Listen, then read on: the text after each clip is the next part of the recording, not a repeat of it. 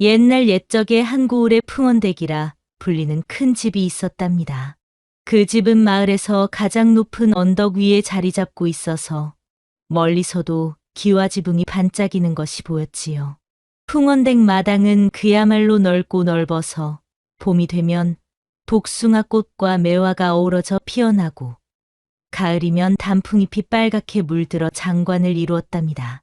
그 큰 집 마당 끝자락 행랑채 옆 작은 움막에는 복돌이라는 머슴이 살고 있었어요.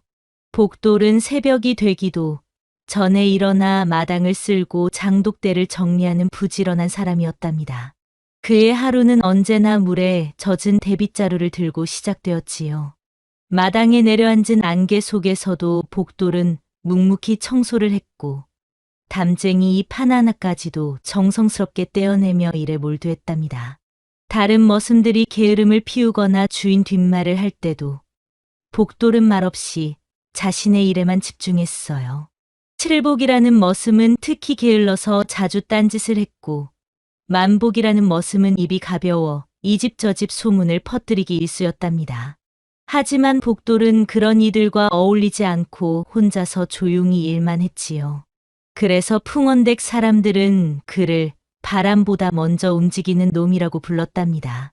바람이 불어 낙엽이 떨어지기도 전에 복돌이 미리 마당을 쓸어놓고 비가 올 기미만 보여도 복돌이 먼저 빨래를 걷어들였거든요. 풍원댁의 안주인인 풍원댁 마님도 저 아이는 귀신이 붙었나라며 신기해할 정도였답니다. 복돌은 어릴 적 큰 홍수로 가족을 모두 잃고 이곳으로 왔답니다. 그때 복돌의 나이는 겨우 12살이었어요. 하지만 복돌에게는 아무도 모르는 비밀이 하나 있었답니다. 사실 복돌은 몰락한 양반 집안의 아들이었어요. 그의 아버지는 작은 고을의 현감이었는데 백성들을 위해 일하다가 윗사람들의 미움을 사서 파직당했답니다. 그 후 가족들은 작은 마을로 이사를 와서 농사를 지으며 살았지요.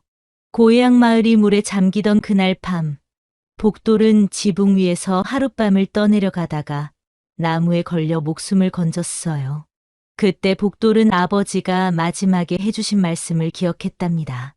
아들아, 이제부터는 내 출신을 숨기고 살아라. 양반이라는 이름보다는 진실한 마음이 더 소중하다는 것을 잊지 마라. 그래서 복돌은 풍원댁에 와서도 자신이 그를 안다는 것을 숨겼던 것이랍니다. 머슴으로 살면서 진짜 백성들의 마음을 배우고 싶었거든요. 그 아픈 기억 때문인지 복돌은 늘 말이 적었어요. 하지만 그의 손길이 닿는 곳마다 정갈해지고 그가 돌보는 화초들은 유독 잘 자랐답니다. 복돌에게는 특별한 능력이 하나 있었는데 바로 식물들의 마음을 읽는 것이었어요. 시들어가는 꽃을 보면 무엇이 필요한지 바로 알 수 있었고 어떤 자리에 어떤 나무를 심어야 잘 자랄지도 척척 알아맞혔답니다. 그래서 풍원댁 정원은 사계절 내내 아름다웠고 마을 사람들이 구경을 올 정도였지요. 풍원댁의 교수인 초연은 아침마다 창호지 뒤로 복돌을 바라보곤 했어요. 초연은 20살이 된 처녀로 책 읽기를 좋아하는 영민한 아가씨였답니다. 특히 한시를 짓는 것을 좋아해서 방 안에는 온갖 시집들이 가득했지요. 하지만 어른들이 혼례 이야기를 꺼낼 때마다 고개를 돌리곤 했답니다. 초연은 담 너머 세상이 궁금했거든요. 초연이 복돌을 처음 눈여겨본 것은 작년 봄이었어요. 마당에 심은 작약이 시들어가자 다른 머슴들은 모두 포기했는데 복돌 혼자서 밤새 물을 주고 돌봤답니다. 그 덕분에 작약은 다시 살아나 그의 가장 아름다운 꽃을 피웠지요. 그 모습을 본 초연은 복돌에게 마음이 끌리기 시작했어요. 복돌과 초연의 시선이 마주칠 때면 둘 다 서둘러 고개를 돌렸지요. 하지만 복돌은 초연이 창호를 닫는 소리를 늘 귀로 기억했답니다. 그 소리에는 묘한 아쉬움이 담겨 있었거든요. 초연도 마찬가지로 복돌이 마당을 쓸 때 나는 빗자루 소리를 유심히 들었어요. 그 소리는 다른 머슴들과는 달리 일정하고 부드러웠답니다. 어느 날 초연은 용기를 내어 복돌에게 말을 걸어보고 싶었어요. 하지만 교수가 머슴에게 먼저 말을 건다는 것은 있을 수 없는 일이었지요. 그래서 초연은 대신 자신이 쓴 시를 종이에 적어 창가에 놓아두곤 했답니다. 바람에 날려 복돌이 볼 수도 있을까 하는 마음이었어요. 그런데 풍원댁에는 수십 년째 닫혀 있는 별채가 하나 있었어요. 그곳은 풍원의 아버지가 젊은 시절 공부하던 서재였는데 아버지가 돌아가신 후로는 문을 걸어 잠그고 아무도 들어가지 않았답니다. 별채 안에는 수많은 책과 글씨, 그림들이 그대로 남아 있었지요. 그런데 그 별채에서 며칠 전부터 밤마다 이상한 기척이 들린다는 소문이 돌기 시작했답니다. 어떤 이는 책 넘기는 소리가 들렸다고 했고, 또 어떤 이는 작은 기침 소리가 났다고 했어요. 심지어 촛불 같은 빛이 창틈으로 새어나오는 것을 봤다는 사람도 있었답니다. 여종들은 조상님 영혼이 나타나신 게 아닐까라며 무서워했고, 머슴들은 도둑이 숨어든 게 틀림없다며 의심했어요. 하지만 풍어는 그런 헛소리 하지 말라며 대수롭지 않게 여겼답니다. 사실 별채에는 오래된 비밀이 하나 숨어 있었어요. 풍원의 아버지는 젊은 시절 고을의 부정을 고발하려다 목숨을 잃었는데 그 증거가 되는 문서들을 별채 깊숙한 곳에 숨겨두었던 것이랍니다. 그 문서들은 벽 뒤 비밀 공간에 감춰져 있어서 아무도 그 존재를 모르고 있었지요. 어느 날 복돌이 장독을 옮기러 갔다가 바람에 날린 종이 조각 하나를 발견했어요. 그 종이에는 아름다운 글씨로 시구 한 줄이 적혀 있었답니다. 달빛 아래 홀로 서니 그리움만 짙어가네. 복돌은 글을 읽을 줄 몰랐지만 그 글씨가 범상치 않다는 것을 느꼈지요. 마치 봄바람처럼 부드럽고 달빛처럼 고요한 느낌이 났답니다. 복돌은 그 종이를 소중히 품에 넣고 일을 계속했어요. 별채 문틈으로 들여다보니 안은 먼지와 거미줄 뿐이었어요. 하지만 문턱에는 새로운 발자국과 젖은 흔적이 남아 있었답니다. 그 발자국은 작고 가느다란 것이 여인의 것 같았어요. 이상하게도 마당에 고양이 한 마리가 그 별채 앞에서 오래 울다가 사라지기도 했지요. 복돌은 밤마다 별채 주변을 살펴보았지만 아무것도 발견할 수 없었어요. 하지만 분명히 누군가 그곳에 있다는 느낌이 들었답니다. 마치 꽃들이 목이 마르다고 속삭이는 것처럼 별채에서도 무언가 신호를 보내는 것 같았거든요. 한편 머슴 칠복은 복돌이 주인에게 잘 보이는 것이 못마땅했어요. 칠복은 복돌보다 2살이나 많았는데 항상 복돌이 더 인정받는 것이 질투가 났답니다. 그래서 장작을 일부러 어지럽혀 놓고 복돌에게 누명을 씌우려 했지요. 복돌이 그놈이 장작을 대충 쌓아놨다가 넘어뜨렸습니다. 칠복이 이렇게 고자질했지만 복돌은 억울해도 변명하지 않았어요. 그저 말없이 다시 장작을 차곡차곡 쌓기만 했답니다. 그 모습을 멀리서 지켜본 초연은 복돌의 마음을 조금씩 이해하게 되었어요. 칠복의 질투는 점점 더 심해졌답니다. 어느 날에는 복돌이 정성껏 가꾼 화분을 일부러 깨뜨려 놓고 모른 척했어요. 또 어느 날에는 복돌의 빗자루에 몰래 진흙을 묻혀서 마당을 더럽게 만들었지요. 심지어 복돌의 움막에 몰래 들어가 소중한 물건들을 숨기기도 했답니다. 하지만 복돌은 그런 일들이 계속 일어나도 화를 내지 않았어요. 오히려 더욱 조심스럽게 일을 하며 칠복에게도 따뜻하게 대했답니다. 이런 복돌의 모습에 다른 머슴들은 감탄했지만 칠복은 더욱 화가 났어요. 여종들 사이에서는 머슴 주제의 눈빛이 곱다, 혼자서 무언가 글을 쓴다더라는 소문이 돌기 시작했답니다. 실제로 복돌의 움막에서는 가끔 종이와 붓이 발견되곤 했어요. 하지만 그것들은 사실 복돌이 아버지의 유언을 기억하기 위해 그림으로 그려둔 것들이었답니다. 복돌의 아버지는 돌아가시기 전에 복돌에게 이런 말씀을 하셨어요. 아들아, 글을 모르더라도 마음을 기억하는 법은 있단다.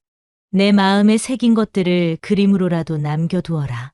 그러면 언젠가 그 뜻을 알아줄 사람이 나타날 것이다. 그래서 복돌은 밤마다 촛불을 켜고 아버지가 해주신 이야기들을 그림으로 그려두곤 했답니다. 산과 강, 꽃과 나무, 그리고 사람들의 모습을.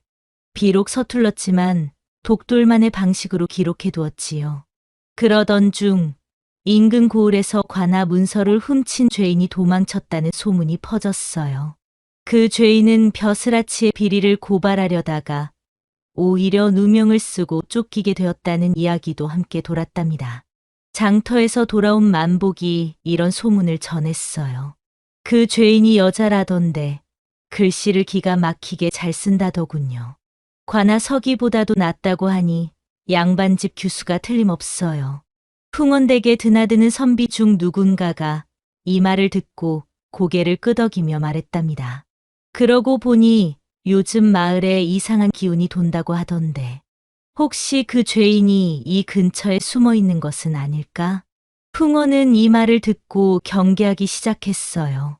마을에 이상한 자가 있다면 즉시 보고하라며 머슴들에게 지시했답니다. 특히 밤에는 더욱 조심하라고 당부했지요. 복돌은 마당 뒤 장독대 근처에서 이상하게 파인 흔적을 발견했어요. 마치 누군가 땅을 파서 무언가를 묻었다가 다시 파는 것 같았답니다. 주변에는 젖은 천 조각도 떨어져 있었고 발자국도 여러 남아 있었지요. 복돌은 이상한 느낌이 들었지만 누구에게도 말하지 않았어요.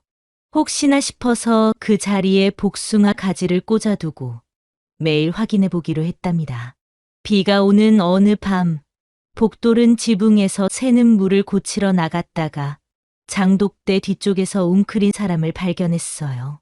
머리에 두건을 눌러 쓴 그 사람은 비에 젖어 덜덜 떨고 있었답니다. 제발 소리 내지 마십시오. 그 목소리는 여인의 것이었어요. 복돌이 등잔불을 들어 비추자 눈빛이 또렷한 젊은 여인이 남장 차림으로 몸을 웅크리고 있었답니다. 그 여인의 얼굴은 피곤에 지쳐 있었지만 눈만은 총명하게 빛나고 있었어요. 사흘만 숨겨주시옵소서. 사흘만 지나면 저는 이곳을 떠나겠습니다. 복돌은 아무 말 없이 장독 옆에 빈 창고 문을 열고 등을 내밀었어요. 그 여인은 복돌의 등을 따라 조용히 창고 안으로 들어갔답니다. 창고 안은 비좁았지만 빗물이 새지 않고 바람도 들지 않는 안전한 곳이었어요. 그 여인의 이름은 연지였답니다. 연지는 골 원님의 딸로 태어났지만 아버지가 억울한 누명을 쓰고 유배를 간 후울로 살아왔어요.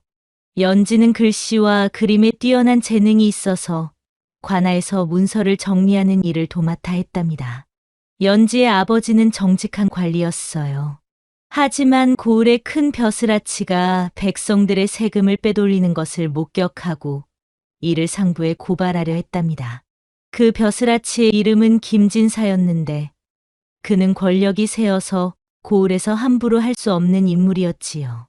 김진사는 연지의 아버지가 자신의 비리를 알고 있다는 것을 눈치채고 먼저 공격에 나섰어요. 거짓 증거를 만들어 연지의 아버지를 역적으로 몰아붙인 것이랍니다. 연지의 아버지는 억울함을 호소했지만 김진사의 권세 앞에서는 어쩔 수 없었어요. 그런데 어느 날 연지는 한 벼슬아치가 백성들의 세금을 빼돌리는 장면을 목격했어요. 그 벼슬아치가 바로 아버지를 해친 김진사였답니다. 연지는 아버지의 원수를 갚고 억울함을 풀기 위해 김진사의 비리 증거를 모으기 시작했어요. 연지는 밤마다 관아에 몰래 들어가 김진사의 서류들을 베껴 적었답니다. 그녀의 뛰어난 글씨 실력 덕분에 원본과 구별할 수 없을 정도로 정교하게 베낄 수 있었지요. 하지만 이 일이 발각되고 말았어요. 김진사는 연지가 자신의 비리를 알고 있다는 것을 깨닫고 오히려 연지를 모함했답니다. 그 여자가 관아 문서를 훔쳐서 거짓 증거를 만들었다며 누명을 씌운 것이지요. 연지는 할 수 없이 도망치게 되었고 며칠째 숨어 다니다가 이곳 풍원대까지 오게 된 것이었어요. 연지에게는 아버지의 무죄를 증명할 수 있는 중요한 문서가 있었는데 그것을 안전한 곳에 보관하고 다른 고을로 가서 도움을 요청할 계획이었답니다. 하지만 김진사의 부하들이 사방으로 연지를 찾고 있어서 쉽게 움직일 수가 없었어요. 연지는 낮에는 창고에 숨어 소리조차 내지 않으며 지냈어요. 창고 안에는 오래된 농기구들과 집단이 쌓여 있어서 그 사이에 몸을 숨기기에는 적당했답니다. 복돌은 평소와 다름없이 일을 하면서도 먹다 남은 죽을 말 없이 창고 문 옆에 놓아두었지요. 처음에는 연지가 경계심이 많아서 복돌이 가져다주는 음식도 쉽게 먹지 못했어요. 하지만 복돌이 며칠째 꾸준히 음식을 가져다주고 아무런 대가도 바라지 않는 것을 보고 조금씩 마음을 열기 시작했답니다. 창고 안에서 연지는 가지고 온 책을 꺼내 손글씨로 무언가를 기록하며 시간을 보냈어요. 그것은 지금까지 자신이 겪은 일들과 아버지의 억울함을 풀기 위한 계획들이었답니다. 연지의 글씨는 정말 아름다워서 마치 그림을 그리는 것 같았어요. 복돌이 복숭아 가지를 베어다 창고 창가에 놓아두자 연지는 작은 웃음을 흘렸답니다. 그 복숭아 가지에는 작은 새싹이 돋아 있었는데 연지에게는 희망의 상징처럼 느껴졌거든요. 말없는 교감이 시작된 것이지요. 며칠 후 밤이 되자 복돌은 장독대 근처에서 풀을 베던 칼에 시구절 하나를 새겨두었어요. 그것은 연지가 떨어뜨린 종이에서 본 글귀였답니다. 비록 글자는 몰랐지만 복돌은 그 모양을 기억해서 나무에 새긴 것이었어요. 그것을 본 연지가 깜짝 놀라며 물었답니다. 이 구절, 당신이 쓴 것입니까? 복돌이 고개를 저으며 답했어요. 글자는 모르지만 선생의 종이에서 본 것을 따라 새겨보았습니다. 연지는 감동했어요. 글을 모르는 사람이 글자의 모양만으로 이렇게 정확하게 새길 수 있다니 정말 놀라운 일이었거든요. 연지도 자신이 아는 시를 짧게 읊었어요. 바람은 지나가도 향기는 남는다 하니 진심 또한 그와 같지 않을까 하옵니다. 그것을 받아쓴 복돌은 글씨보다 말이 쉬운 사람이라고 답했답니다. 그 밤 둘은 등불 아래 손을 닿지 않게 두고 마주 앉아 이야기를 나눴어요. 연지는 자신의 이야기를 조금씩 털어놓았고 복돌은 주로 듣기만 했지만 가끔 따뜻한 말로 위로해 주었답니다. 당신 이름을 불러도 될까요? 연지라 하옵니다. 그대는 어떻게 부르면 되겠습니까? 복돌입니다. 복복, 돌돌. 복이 있는 돌이라는 뜻이라고 어머니가 그러셨어요. 감정의 연결이 시작되었지만 외부는 조용하지 않았답니다. 머슴칠복은 복돌이 늦은 밤에도 마당을 서성이는 것을 의심했거든요. 평소에 일찍 자던 복돌이 요즘 들어 밤늦게까지 밖에 나와 있으니 분명 무언가 수상한 일이 있을 거라고 생각했어요. 몰래 뒤따르다가 창고 근처에서 물병 자국과 복숭아, 가지 흔적을 발견했지요. 그뿐만 아니라 창고 문틈으로 작은 빛이 새어나오는 것도 봤답니다. 칠복은 여종 하나에게 창고 귀신 소문을 슬쩍 흘렸어요. 요즘 창고에서 이상한 소리가 난다던데 혹시 귀신이 나타난 건 아닐까요? 그 여종이 호기심에 창고 문틈으로 들여다보다가 흐릿한 여인의 형체를 보게 되었답니다. 소문이 확산되기 시작했지요. 창고에 정말 귀신이 나타났대요. 아니에요. 사람 같던데. 여자 같더라고요. 혹시 도둑이 숨어든 건 아닐까요? 풍언댁은 술렁이기 시작했답니다. 초연은 여종이 흘리는 소문을 듣고 창고 근처를 살펴보았어요. 마침 복돌이 창고에 죽을 두고 나오는 것을 목격했답니다. 초연은 복돌의 행동이 이상하다고 생각했지만 나쁜 일을 하는 것 같지는 않았어요. 초연은 몰래 문을 열고 연지와 처음으로 마주했답니다. 연지는 놀라지 않고 침착하게 고개를 숙이며 거짓말을 했어요. 기방에서 도망쳐온 몸입니다. 며칠만 숨겨주시면 곧 떠나겠습니다. 초연은 믿지 않았어요. 연지의 손을 보니 글을 쓰느라 굳은 살이 박인 것이 보였고 말씨나 행동이 기생과는 전혀 달랐거든요.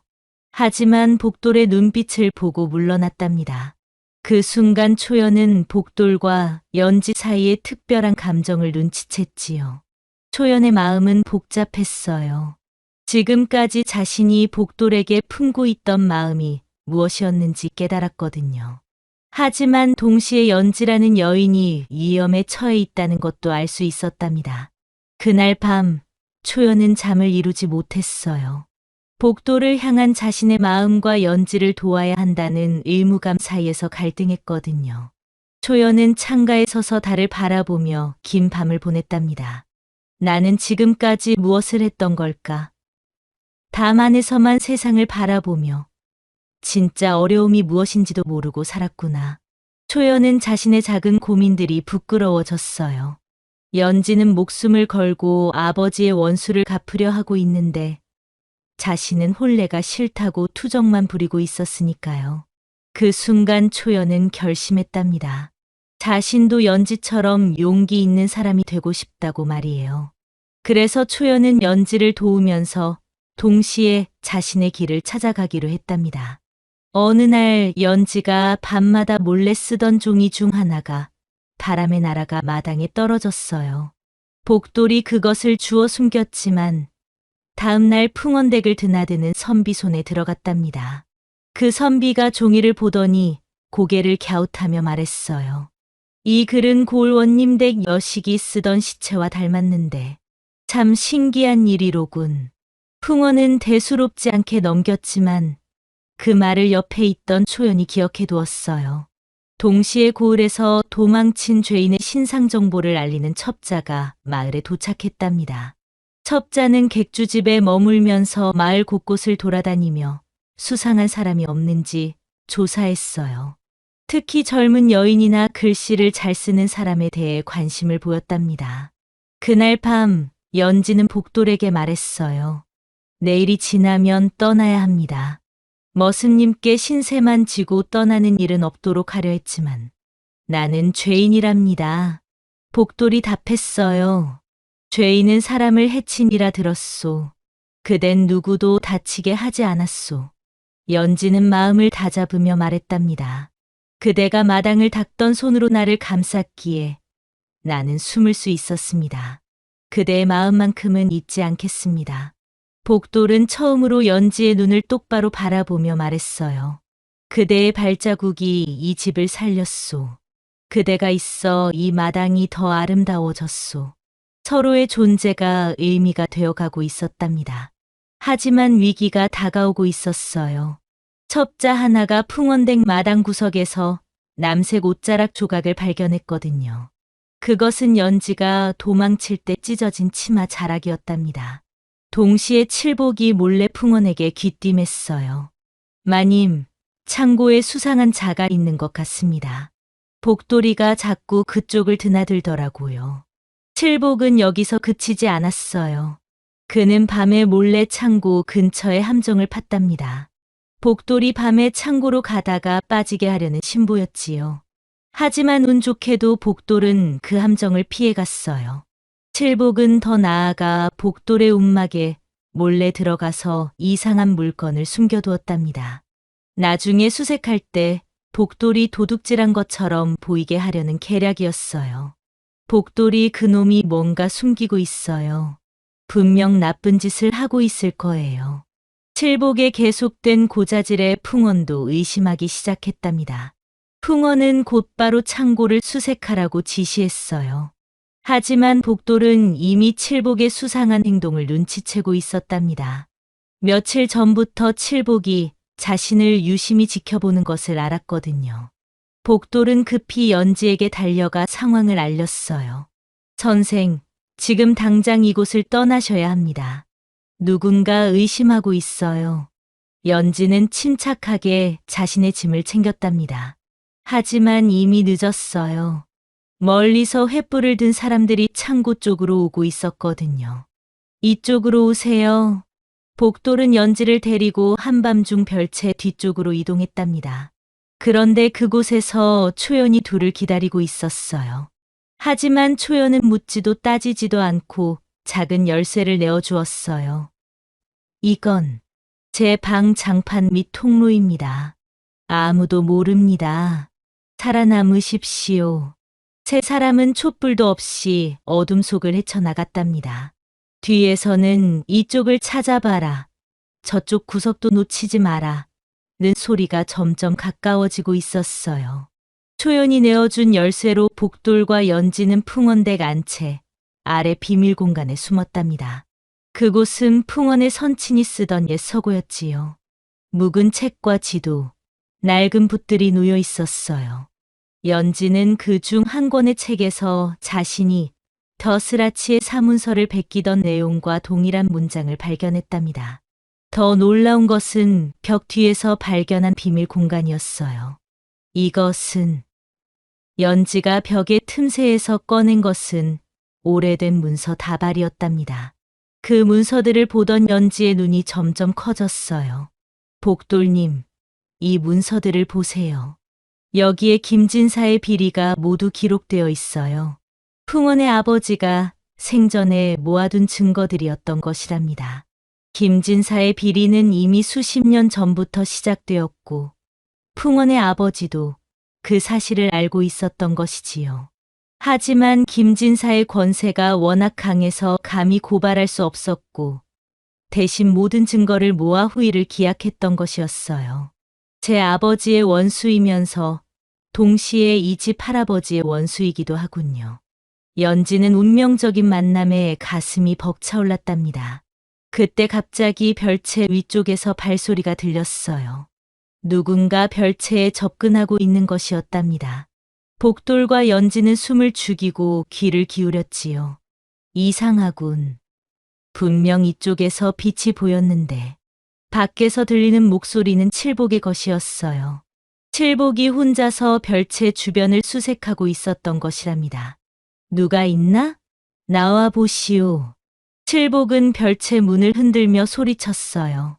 복돌과 연지는 비밀 공간에서 꼼짝도 할 수 없었답니다. 한참을 기다리던 칠복은 결국 포기하고 돌아갔지요. 위험했습니다. 거의 들킬 뻔했어요. 연지가 작은 목소리로 말했답니다. 복돌은 연지의 손을 잡고 안심시켰어요. 그곳에서 복돌과 연지는 서로의 상처를 털어놓기 시작했어요. 나는 내 이름을 말하지 못한 채 살아왔소. 이 집 안에서 내 이름을 알아준 이는 단 한 분이었소. 하지만 이제는 다릅니다. 복돌님 덕분에 저는 다시 희망을 가질 수 있게 되었어요. 처음으로 둘이 조용히 포옹하는 순간이었답니다. 하지만 위에서는 아직도 수색이 계속되고 있었어요. 한편 풍원은 첩자의 보고를 받고 정체불명의 여인이 딸 초연의 방 안 통로에 들어간 것을 알게 되었어요.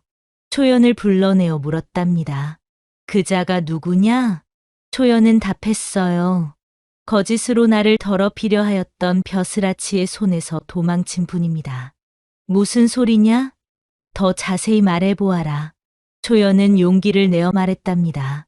아버님, 그분은 아버님의 아버지께서 미처 이루지 못한 뜻을 이어가고 계신 분입니다. 풍원은 깜짝 놀랐어요. 초연이 할아버지의 이야기를 꺼낸 것도 놀라웠지만 그보다도 딸이 이런 위험한 일에 개입하고 있다는 사실이 더 충격적이었거든요. 내가 무엇을 알고 있다는 것이냐? 아버님의 아버지께서 별채에 남겨두신 문서들을 그분이 발견하셨습니다. 김진사의 비리를 고발할 증거들 말입니다. 풍원은 깜짝 놀라며 물었어요. 무슨 말이냐? 할아버지께서 그런 문서를 남기셨다고? 초연은 용기를 내어 계속 말했답니다. 네, 아버님. 그리고 그 여인은 아버님께서 생각하시는 그런 죄인이 아닙니다. 오히려 정의를 위해 싸우고 있는 분이에요. 내가 어떻게 그런 것을 알 수 있단 말이냐? 제가 직접 도왔기 때문입니다. 풍원은 딸의 고백에 크게 놀랐어요. 하지만 초연은 물러서지 않았답니다. 아버님, 할아버지께서 이루지 못한 뜻을 우리가 이어가야 하지 않을까요? 김진사의 악행을 더 이상 묵과할 수는 없어요. 그때 밖에서 소란스러운 소리가 들렸어요. 김진사의 관병들이 복도를 잡아가려 하고 있었던 것입니다. 저놈이 죄인을 숨겨준 공범이다. 잡아가라. 초연은 창밖을 보더니 급히 밖으로 뛰어나갔어요. 잠깐, 그분에게는 손대지 마세요.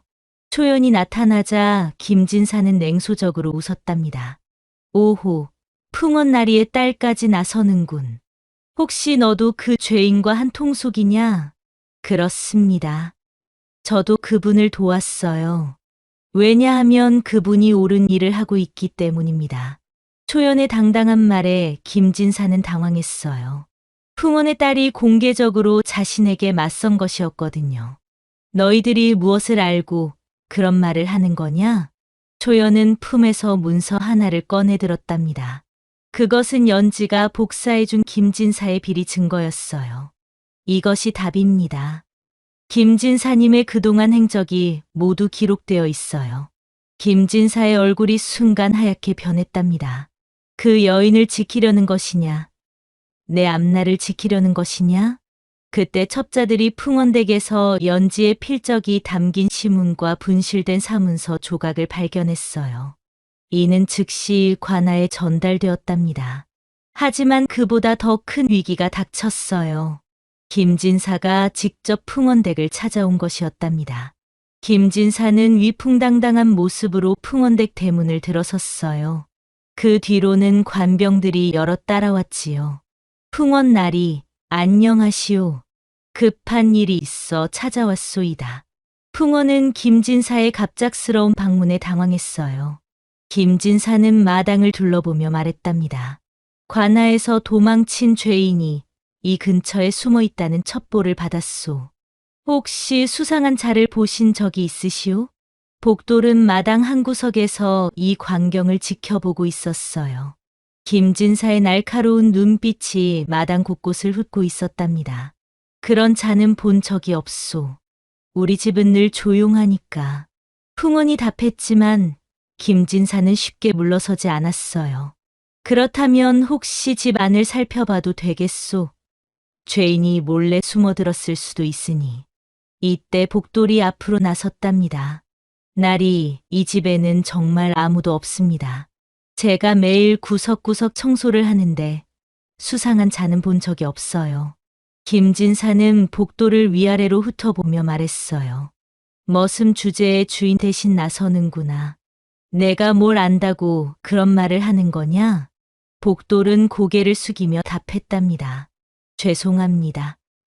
다만 이 집을 지키는 것이 제 일이라서. 김진사는 의심스러운 눈으로 복돌을 바라보다가 결국 관병들을 데리고 집 안을 수색했어요. 다행히 연지는 비밀 공간에 잘 숨어 있어서 발견되지 않았답니다. 한참 후 김진사는 빈손으로 나오며 분한 표정을 지었어요. 오늘은 운이 좋았군. 하지만 죄인은 반드시 잡아낼 것이오. 김진사가 떠난 후 복돌은 비밀 공간으로 달려가 연지에게 상황을 알렸답니다. 선생, 이제 정말 위험합니다. 김진사가 직접 나섰어요. 관아에서 확인한 결과 연지는 벼슬아치의 혼사를 거절하고 그가 저지른 비리를 엿보다가 사문서를 베낀 죄인으로 몰렸던 것이었어요. 하지만 연지가 사문서 속 벼슬아치의 도장 위치와 모양을 정확히 기억하고 있어서 그것이 거짓 누명을 벗을 결정적 증거가 되었답니다. 더욱이 풍원의 아버지가 남긴 문서들이 발견되면서 김진사의 오랜 비리가 모두 드러나게 되었어요. 풍원은 복돌을 불러 말했어요. 그 자를 지키는 순간 너는 다시는 내 집 마당을 밟지 못한다. 복돌은 잠시 망설이다가 고개를 들어 풍원을 바라보았답니다. 마님, 저에게는 한 가지 고백할 것이 있습니다. 무슨 말이냐? 저는 사실 글을 읽을 줄 압니다. 풍원은 깜짝 놀랐어요. 그동안 복돌이 무식한 머슴으로만 알고 있었거든요. 복돌은 계속 말했답니다. 제 아버지는 작은 고을의 현감이었습니다. 하지만 백성을 위해 일하다가 파직당했고 우리 가족은 몰락했지요. 홍수로 가족을 잃은 후 저는 제 출신을 숨기고 살아왔습니다. 그렇다면 왜 지금까지 숨겼느냐? 진짜 백성의 마음을 배우고 싶었습니다. 그리고 연지 선생을 통해 깨달았습니다. 진정한 양반은 신분이 아니라 마음가짐에 있다는 것을 말입니다. 풍어는 한동안 말이 없었어요. 복돌의 고백에 충격을 받았던 것이지요. 그럼 내가 연지를 지키는 이유는 정의 때문입니다. 그리고 사랑 때문이기도 합니다. 복돌의 솔직한 고백에 풍어는 마음이 흔들렸답니다. 복돌은 말없이 고개를 숙이고 이튿날 풍원댁을 떠나는 듯 허리에 보따리를 찼답니다. 하지만 그 보따리 속에는 연지의 책과 도장, 그리고 풍원 아버지의 비밀 문서들이 함께 들어 있었어요. 마을을 빠져나가기 전 복돌은 직접 관아 앞에서 연지의 도장과 풍원 아버지의 비밀 문서들을 제출하며 진술을 감행했답니다. 풍원은 이를 전에 듣고 분노했지만 초연은 아버지 앞에서 선언했지요. 진실을 외면하는 집에 나는 다시 살지 않겠습니다. 풍원은 자신이 딸과 머슴 모두를 잃게 되었음을 깨달았답니다. 자신의 집 안에서 별채를 돌보던 복돌이 가장 정직한 자였다는 것을 떠올렸지요. 마침내 관아에서 연지를 소환한 자가 이전 벼슬아치의 동료로 밝혀지고 사건은 다른 방향으로 뒤집혔어요. 풍어는 관아로 직접 내려가 연지의 신원 보증을 서겠다고 나섰답니다. 복돌과 연지는 풀려났지만 관아에서는 복돌에게 무식한 머슴의 말이라며 업신여겼지요. 그때 초연이 대신 복돌을 변호하며 말했답니다. 머슴이기에 진실을 말할 수 있었습니다. 사건이 일단락된 그날 밤, 복돌과 연지는 별채 뒷마당에서 다시 마주했어요. 복돌이 말했답니다. 그대는 이제 다시 걸을 수 있겠소. 이름을 숨기지 않아도 되니. 연지가 답했어요. 이름보다 귀한 것을 내가 여기에 두고 갑니다. 두 사람의 손끝이 닿는 순간 바람이 지나가며 별채 창문이 딸깍 열렸답니다. 사건이 끝난 뒤 풍원댁은 한동안 사람들이 말을 아끼는 집이 되었어요. 연지는 관아에서 무죄로 방면되고 과거의 문서 위조 혐의도 벗었답니다. 복돌은 다시 풍원댁 마당으로 돌아왔지만 그가 앉는 자리는 더 이상 머슴의 자리가 아니었지요.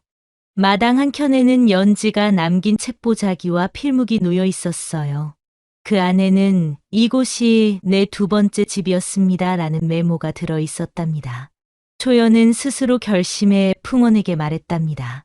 혼례는 제게 맞지 않사옵니다. 저는 제 이름으로 글을 쓰고 싶사옵니다. 풍원은 망설이다가 답했어요. 그것이 내가 택한 길이라면 지켜보마. 초연은 복돌에게 마지막으로 인사했답니다. 머슴으로 보이던 눈이 어느새 산을 바라보는 눈이 되셨더이다. 초연은 그를 배우기 위해 한양으로 떠났어요. 그녀의 배웅은 조용했지만 뒷모습에는 새로운 바람이 깃들어 있었답니다. 며칠 후 연지는 조용히 다시 풍원댁 별채로 돌아왔어요. 이번에는 도망자가 아닌 풍원댁에서 그를 가르치는 선생님으로 초대받았답니다. 풍원은 사건을 겪으며 자신의 잘못을 깨달았고 연지의 학식과 인품을 높이 사서 그녀를 정식으로 모셔온 것이지요. 복돌과 다시 마주한 순간 둘은 말없이 서로를 바라보았어요. 연지가 먼저 물었답니다. 마당에 매와 한 그루만 심어도 되겠습니까? 복돌이 답했어요. 그대가 심는다면 봄이 더 오래 머물 것입니다. 풍어는 풍문과 체면을 넘어서 복돌을 집안의 사위로 맡는 것에 동의했답니다. 혼례는 조촐하게 치러졌고 마을 사람들은 처음에는 웅성거렸지만 연지가 아이들에게 글을 가르치기 시작하자 진짜 선비 부부가 났다고 말했지요. 혼례 당일 복돌은 예복이 어색했지만 꿋꿋이 걸었답니다. 연지는 그를 향해 속삭였어요. 이제야 바람이 멎었습니다. 복돌도 연지의 손을 잡으며 답했어요. 그대와 함께라면 어떤 바람이 불어도 두렵지 않소. 시간이 지나 마을 사람들은 이 이야기를 전설처럼 전했답니다. 머슴이 세도가의 사위가 되었다 하더라. 글 잘 쓰던 여인이 글 못 읽는 사내를 사랑했다더라. 바람드는 별채에 등불이 꺼지지 않았다더라. 복돌은 여전히 마당을 쓸었지만 이제는 아이들이 따라다녔어요. 연지는 매화 아래에서 아이들과 시를 짓고 복돌은 그 옆에서 장작을 펴며 그 글을 듣고 웃었답니다. 그들이 심은 매화는 해마다 더 아름다운 꽃을 피웠고 그 향기는 마을 전체에 퍼져나갔어요. 마지막 장면에는 바람에 흔들리는 매화가 있었고 벽에 걸린 작은 서판에는 이런 글귀가 적혀 있었답니다. 그대의 이름은 바람 속에서도 지워지지 않소. 그리하여 복돌과 연지는 서로의 이름을 부르며 오래오래 행복하게 살았답니다. 이 이야기는 지금도 그 고을에 전해 내려오며 사람들은 진정한 사랑이 모든 담장을 허물 수 있다는 것을 기억하고 있답니다.